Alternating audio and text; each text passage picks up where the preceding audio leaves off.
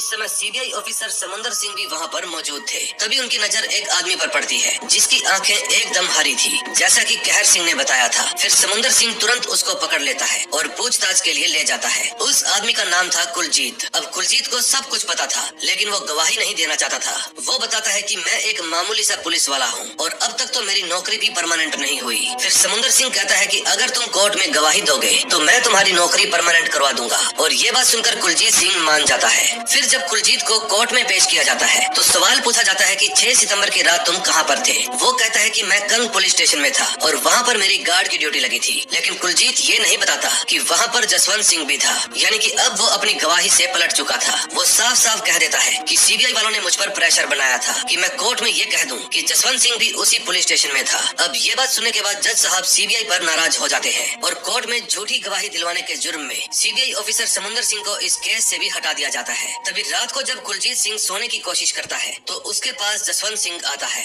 यानी कि उसको जसवंत सिंह का ख्याल आता है। और जसवंत सिंह कहता है कि जहाँ पर मैं गया हूँ वहाँ पर तेरे जैसे और भी कई लोग हैं और भी बहुत सारे आने वाले हैं। अब उसकी ये बातें सुनकर कुलजीत रो पड़ता है और अगले ही पल जसवंत सिंह वहाँ से गायब हो जाता है। फिर दोबारा से कुलजीत सिंह सीबीआई ऑफिसर समुंदर के पास जाता है और गवाही देने के लिए मान जाता है। हालांकि इस पर बाकी के सीबीआई ऑफिसर मानते नहीं, क्योंकि कुलजीत एक बार तो पलट चुका था, जिसकी वजह से सीबीआई की बदनामी हो गई और हो सकता है कि ये दूसरी बार भी पलट जाए। लेकिन समुंदर सिंह कुलजीत को आखिरी चांस देता है और उसे फिर से कोर्ट में पेश कर दिया जाता है। इस बार वो कोर्ट में सब कुछ सच सच बता देता है कि उस दिन क्या क्या हुआ था। वो बताता है कि उस दिन जब जसवंत सिंह की पत्नी अपने बच्चों को स्कूल छोड़ने के लिए गई तो उसके जाते ही रेड कलर की ओमनी वैन उनके दरवाजे पर आ पहुंची। उस समय जसवंत सिंह अपनी कार साफ कर रहा था और उसी हाल में उसको किडनैप कर लिया गया। उस ओमनी वैन के पीछे एक पुलिस की गाड़ी भी थी जिसमें बाकी पुलिस ऑफिसर बैठे हुए थे। फिर जसवंत सिंह को पकड़कर कंग जेल में ले जाया जाता है और वहाँ पर उसे खूब पीटा जाता है। लेकिन बावजूद इसके जसवंत सिंह अपनी बात पर अड़ा रहा, जबकि सुग्गा उसको बार बार बोल रहा था कि तुम इस मामले से पीछे हट जाओ। लेकिन जसवंत सिंह किसी की भी बात नहीं सुनता।